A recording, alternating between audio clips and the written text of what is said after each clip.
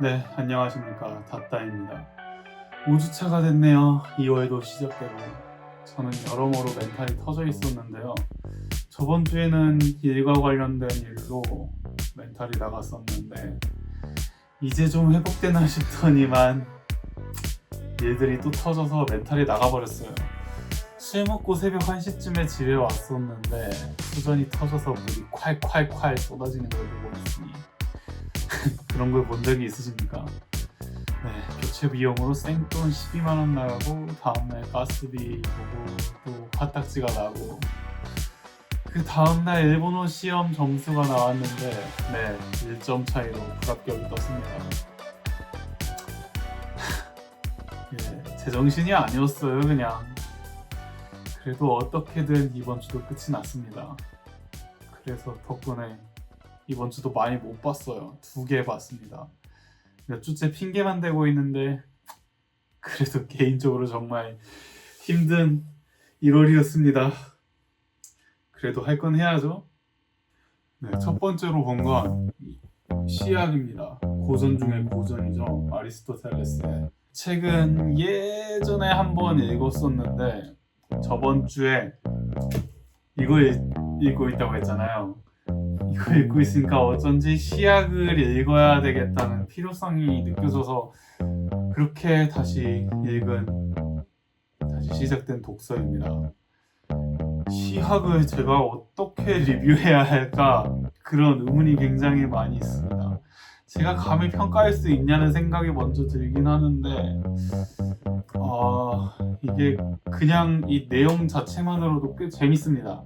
무언가를 분석하고 해부하고 이론적인 걸 좋아하시는 분들은 굉장히 재밌게 읽으실 수 있을 거예요. 시학이라는 이름을 가지고 있지만 뭐 대부분 시에 대한 이야기이긴 해요. 그런데 뭐 언어학에 관한 그런 것도 있어요. 의문론이라고 해야 될까? 막 품사 같은 것도 알려주고 그런 내용이 있습니다. 단어의 최소 단위 뭐 이런 것도 나오고요. 그런 포인트도 저한테는 꽤 재밌는 요소였어요. 좀 뜬금없긴 하지만 전 그런 뜬금없는 것들을 좋아하거든요. 그리고 이게 2000년도 더 된 책인데 아리스토텔레스가 정의해야 했다고 할까요? 아무튼 그때부터 이어져 내려온 것이 여전히 두루 사용된다는 것이 참 대단하다는 생각밖에 안 들어요. 소설 작법이라던가 뭐 기승전결이라던가 문학이라는 게 오래전부터 지금까지 하나의 큰 틀에서 벗어나지 못했다 뭐 이런 생각도 들고 뭐 못한 것인지 그럴 필요가 없는 것인지 생각이 들긴 하지만요. 그래서 이거를 현대의 문학에도 적용해보는 게 굉장히 또 하나의 재미입니다. 그리고 그리스 비극을 좋아하시는 분이라면 더 재밌게 읽힐 거예요. 예시로 드는 게 다 그리스 비극이라 저는 여기에 나오는 것 중에 소포클레스의 오이디푸스 왕밖에 안 읽어봤거든요. 네, 근데도 그거를 이 이론을 대입하면서 읽으니까 더 재밌습니다. 네. 저는 문학도 좋아하지만 문학 평론을 좋아하는 이유가 이 때문입니다. 어떤 작품을 읽고서 작품이 왜 감동을 주는지 여러 생각을 하게 하는지 그런 걸 생각하게 하는 걸 굉장히 좋아하거든요. 그게 저한테 카타르시스예요. 읽으면서 미처 몰랐던 부분도 알아가는 것도 재밌고 생애 읽지 않은 거라고 해도 이런 게 있구나 하면서 알아가는 일이 정말 저에겐 큰 기쁨입니다. 그래서 더더욱 이 시학이 재밌게 느껴져요. 그리고 여기에 나오는 것 중에 이런 글이 하나 있어요. 훌륭한 플롯은 결말이 단일해야 한다. 네, 그런 이야기가 있는데 그걸 읽고 있으니 어쩐지 제 인생에도 적용하고 싶다는 생각이 들었습니다. 제 인생의 목적, 목표 이런 게 조금 뚜렷해지더라고요. 그걸 생각하니까. 네. 나는 어디로 가야 하는가? 난 어디로 가고 싶은가? 나는 무엇이 되고 싶은가? 그런 것들이요. 한 가지 더 얘기하자면 제가 이걸 예전에 읽었던 때와 독서법이 좀 많이 달라졌다는 겁니다. 예전에 읽었을 때는 저는 의무감으로 읽었던 책이거든요. 그런데 이번에는 좀 공부하는 입장으로 정말 정독을 하면서 읽었습니다. 기억에 남는 것들, 뭐 핵심이라고 생각하는 것들을 따로 메모를 해서 아마 한 A4 3페이지 분량 정도 나오더라고요. 네, 그렇게 읽는 걸 보고 스스로 꽤나 성장했구나 그렇게 다독이면서 읽은 기억이 있습니다. 네, 그런 나를 보는 것도 굉장히 하나의 재미 요소였어요. 이걸 읽음으로써 앞으로 제가 만드는 것들이 조금 더 명료해졌으면 좋겠습니다. 그런 생각이 드는 책이었어요. 재밌었습니다. 네, 그리고 두 번째는 영화 라이프 오브 파이인데요. 이안 감독님의 영화죠. 2012년에 나온. 저는 이걸 이제서야 봤어요. 포스터로만 봤는데 호랑이랑 같이 배 타고 뭐 여행하는 그런 건 줄 알았는데 네, 그보다도 더 굉장히 대단한 작품이었더라고요. 왜 이제서야 봤을까요? 걸작을. 저는 제 인생 영화를 버드맨이라고 말하고 다니는데 이 영화도 인생 영화의 반열에 올려야 되지 않나, 그 정도로 굉장히 좋았던 영화입니다. 스토리만으로도 사람을 몰입하게 만드는 게 각본만으로도 이미 이건 완성작이 아닌가, 더할 나위 없는 것이 아닌가, 뭐 그런 생각이 들더라고요. 저는 태평양에 표류하는 일을 아마 살면서 절대 겪지 못할 것 같은데, 네, 경험하지 못할 일이라 더 몰입되는 걸까요? 많은 사람들이 대체로 경험하지 못할 일이라는 건 잘 알고 있는데 아무튼 간에 이렇게 내가 경험하지 못할 걸 시청각으로 대신 경험하게 해주는 것이 영화의 매력이란 걸 너무 잘 아는데도 이건 그 극치에 가깝지 않나, 뭐 그런 생각이 들더라고요. 영상미도 너무 아름다웠고 보고 있는 것만으로도 제 미감이 조금 더 확장되는 그런 기분까지 받았습니다. 어느 사이인가 입을 벌리고 보고 있더라고요. 제가 이렇게요. 그리고 또 보고 있으면서 이런 생각이 들었습니다. 너무도 절망적인 상황에 눈물이 날 정도로 아름다운 풍경을 보고 있으면 과연 저는 그때 어떤 생각을 하게 될지요. 이토록 아름다운데 조금 더 살아보자? 뭐 그런 생각을 할까요? 아니면 살아있는데 사는데 아름다움이 뭐가 중요하냐? 뭐 그런 생각을 하게 될까요?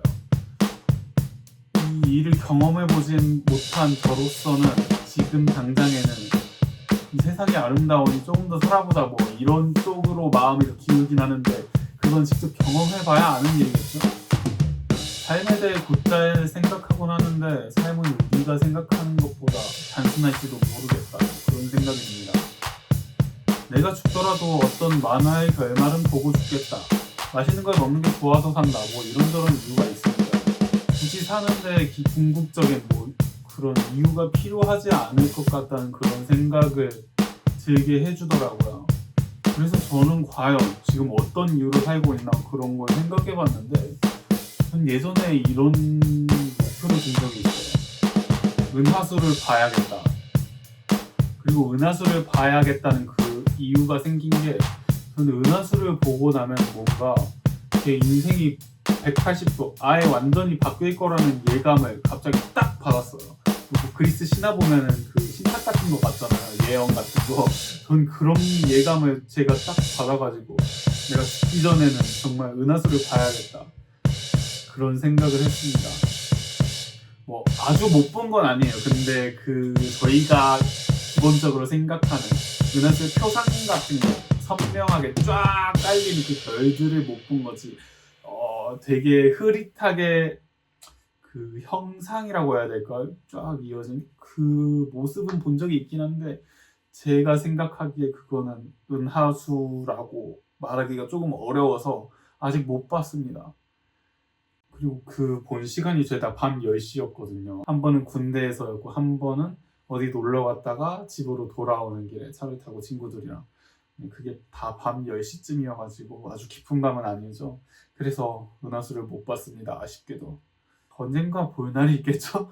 좀 보러 다녀야 될 것 같은데 노력만 하면 충분히 이룰 수 있는 목표니까 아마 볼 수 있겠죠.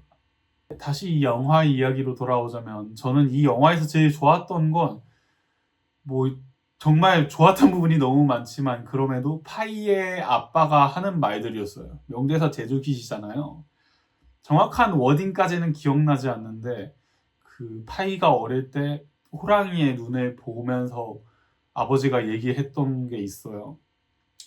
호랑이의 눈에서 호랑이의 감정을 본 게 아니라 네 감정을 본 거라는 대사.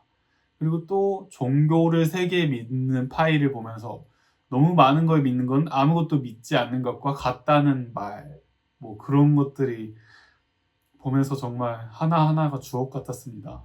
영화 보면서 참 인생을 배우는 큰 조언을 듣는 것 같아서 너무 좋았습니다. 과연 제가 아이를 낳게 된다면 저런 아버지가 될 수 있을까? 뭐 그런 생각까지 들고요. 좀 더 많은 세상을 경험하고 공부해야겠다는 생각만 가득해지는 영화. 걸작 중에 걸작이라고 생각하는 라이프 오브 파이였습니다. 네, 정말 개인적인 영화 감상법이죠. 네, 이렇게 여러모로 멘탈이 터진 1월이었는데 제가 이번에 본 게 어떻게 보면은 결국 제가 앞으로 어디로 가야 할 것인가에 대한 답을 어느 정도 해주는 것 같은 작품들 뿐이었던 것 같아요. 해석하기 나름이지만 의도하고 본 것들이 아닌데 내 인생에 도움되는 것들을 보게 되는 일이 아닙니다. 이처럼 행복한 일이 있을까요? 지금 당장에 행복하지 않지만 그래도 보다 선명해진 제 목표를 향해 가는 일이 너무 즐거울 것만 같아요. 많이 보진 않았지만 너무도 값진 것들을 본 것 같습니다. 다음 주에도 저는 값진 것들을 볼 수 있을까요? 여러모로 다음이 기대되는 이번 달이었습니다.